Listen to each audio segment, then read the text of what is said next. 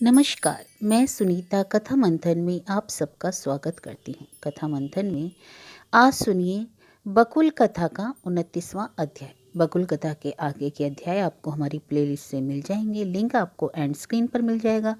इसके अलावा अन्य उपन्यास और कहानियों का लिंक भी आपको डिस्क्रिप्शन बॉक्स तथा एंड स्क्रीन पर मिल जाएगा। अगर आप मेरी कहानियाँ पसंद करते हैं तो प्लीज़ हमारे चैनल को सब्सक्राइब कीजिए।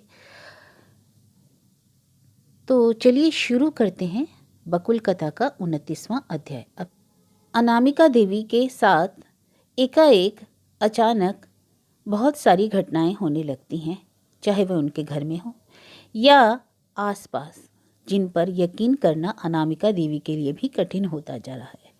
जैसे निर्मल के छोटे से लड़के का 13 वर्ष की उम्र में ही बम बनाते हुए एक्सीडेंट हो जाना, या उनकी अपनी भतीजी का घर से भाग जाना, और नमिता जैसी नारी का फिल्म उद्योग में पदार्पण करना। अब आगे इसी घर के और एक हिस्से में चल रहा था और एक नाटकीय दृश्य। अलका घर बाहर कर रही थी। वह बार बार खिड़की के सामने खड़ी होती, फिर भी अलका अपने चेहरे की रेखाओं में विशेष चेष्टा से युद्ध देही का भाव निखारे हुई थी, क्योंकि कांच से घिरे बरामदे के एक और कुर्सी पर बैठे हुए अपूर्व की ओर रह रहकर कटाक्षपात कर रही थी। वह मुकरमशः कठिन, कठोर और स्यासा होता जा रहा था। उसकी जलती सी आंखें बार बार बुक केस पर रखी टाइम पीस पर जा पड़ती। यह आदमी कितना धोखेबाज है, अलका ने सोचा। तब से टेलीफोन के पास बैठा 1 मिनट के लिए भी नहीं हटा। इतनी देर में एक बार बाथरूम जाने की भी जरूरत नहीं पड़ी। उतने में तो अलका के टेलीफोन की मदद से मैनेज कर ले सकती थी। कह दे सकती थी, लो तुम्हारी बिटिया ने अब फ़ोन किया है, लौटने में ज़रा देर होगी, बाबूजी को चिंता नहीं करने को कहना। उसके बाद ही मामले को बहुत हल्का कर देने के लिए हंसती हुई लोटपोट पड़ दी। सुन लिया माँ, तुम चिंता न करना। नहीं, बाबूजी को चिंता नहीं करने को कहना। जानती ही है कि उसका बाबूजी ही सांझ से रह रहकर घड़ी की ओर ताकेगा, खिड़की की तरफ ताकेगा, और दुनिया में जितनी तरह की दुर्घटना हो सकती हैं मन ही मन उसका हिसाब करेगा। बेचारी माँ भी चिंता से परेशान हो सकती है। लड़की को तो इसकी फिक्र ही नहीं। हाँ, बातों की फुलझड़ी छोड़कर इस तरह से परिस्थिति को आसान कर ले सकती है अलका, और वैसा ही बराबर करती है। आज तक ऐसा कितना संभालती आई है, कुछ ठिकाना है। लड़की के बड़े होने पहले से ही अलका ने यह सब कला कौशल चल रहा है। यह अपूर्व बाबू बाहर के लोगों के सामने प्रगतिशील का जितना ही मान करे, उतारपंथी का मुखौटा जितना ही चढ़ाए, भीतर से क्या है यह जानना बाकी नहीं है अलका को। वही आदिकाल का पुराना सड़ा हुआ मनोभाव। स्त्रियां जैसे ही जरा सहज स्वच्छंद जीवन पाना चाहती हैं कि पुराने समाजपतियों की भांति आंखें कपाल पर जा रहती हैं। यह तो निहायत ही मैं सख्त हाथों पतवार थामे हुए हूँ कि आधुनिक युग के सामने मुंह दिखा पा रही हूँ, लेकिन केवल जोर जुर्म चला पाती हैं। कितनी ही तरह से मैनेज करना पड़ता है, सजा गुजा कर बातें करके, रात को दिन और दिन को रात करके। अभी ही संभाल लिया जा सकता, बशर्ते कि यह आदमी टेलीफोन वाली टेबल पर नहीं जा बैठता।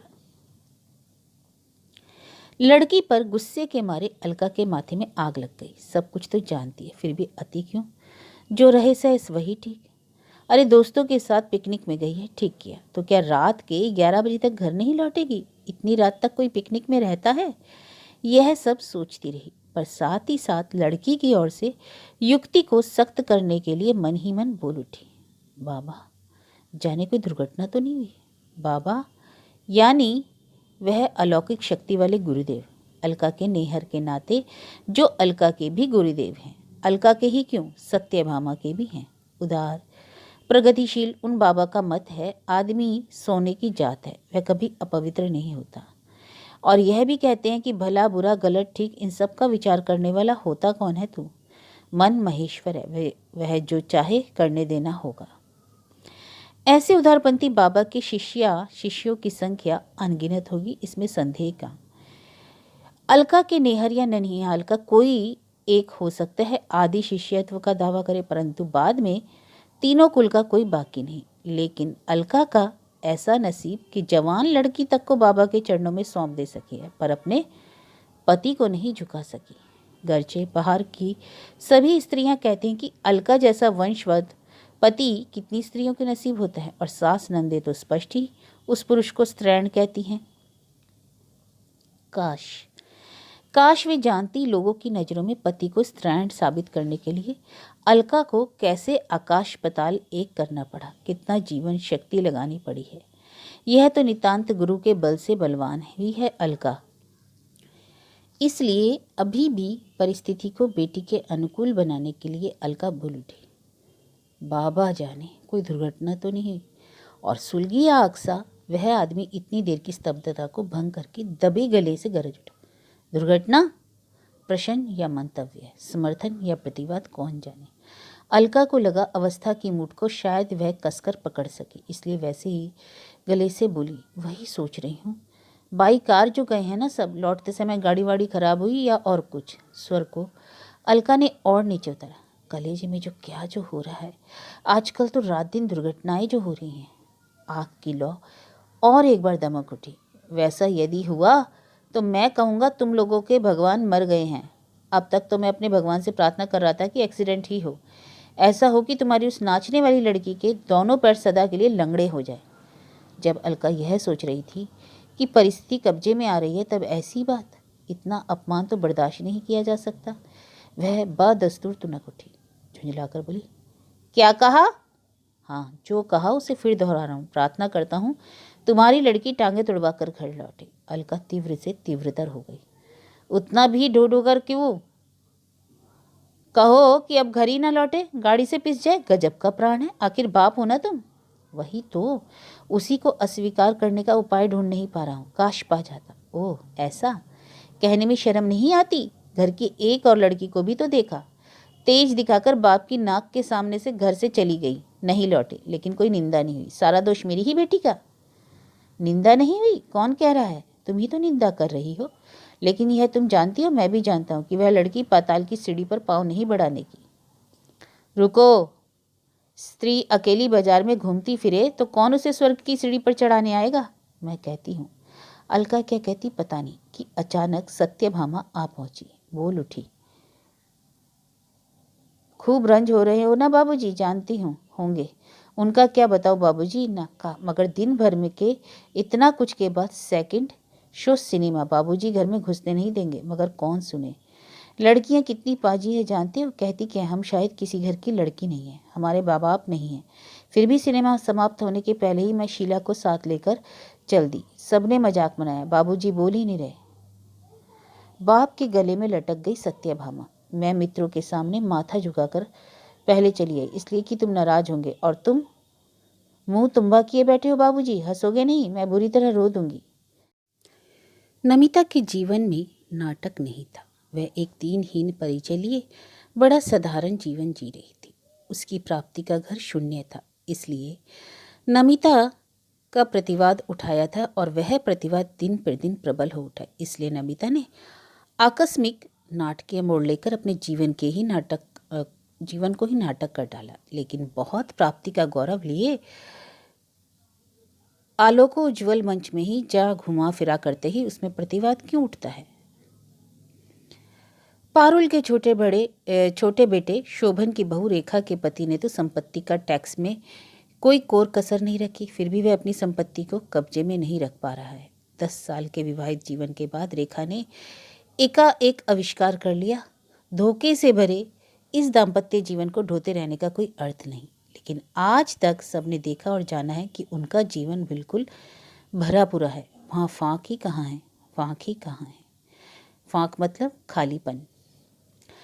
ऊपर वाला मुक्त संसार, सुखी परिवार, वंशवत स्वामी, हुक्म के बंदे नौकर, आघात प्राचुर्य, अबाध स्वाधीनता, तस्वीर जैसा मकान, साहबों के घरों जैसा ड्राइंग रूम, फूलों से भरा बगीचा और फूलों से बाल बच्चे, अनुरक्त पड़ोसी, पद मर्यादा के समृद्ध, स्वामी के अनुगत नीचे के कर्मचारी। मुख्तसर में जिस किसी भी स्त्री के लिए ईर्ष्या का केंद्र इस जीवन में मंडित रेखा नाम की महिला तो बिल्कुल प्रदीप के सामने विराज रही है अब तक जगमगाती मूर्ति जैसी। रेखा के चलने बोलने आचार में, आंखों की चितवन में, होठों की बांकी रेखा में जगमगाहट की वे छटा फूटती रही है।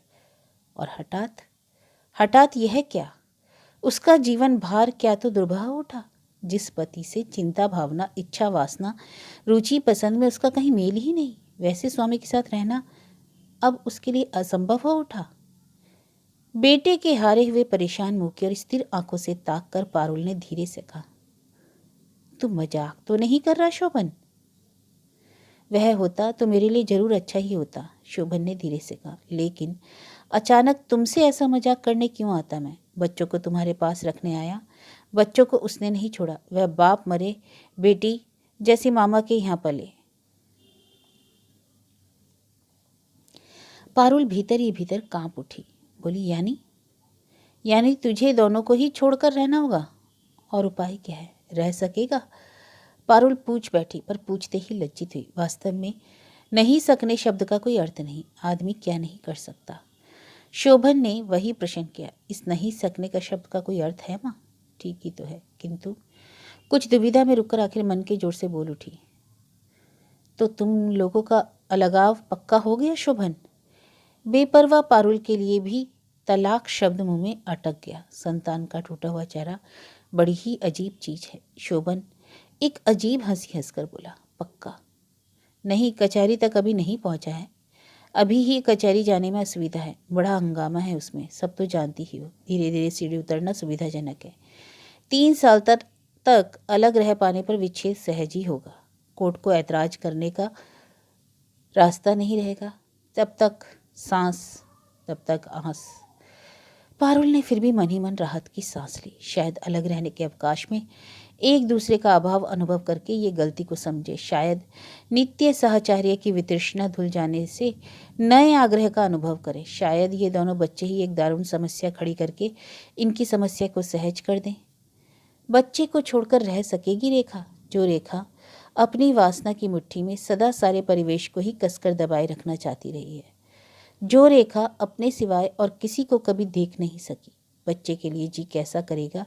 वह प्रबल हो उठेगी, स्रोत को अपने अनुकूल कर लेगी। शोभन, वह तब शायद कृतार्थ होकर नीचे जी गया। बाबा, इतनी आशा है सभी, अभी सारी संभावनाओं की जड़ पर एक बारगी चोट नहीं पड़ी।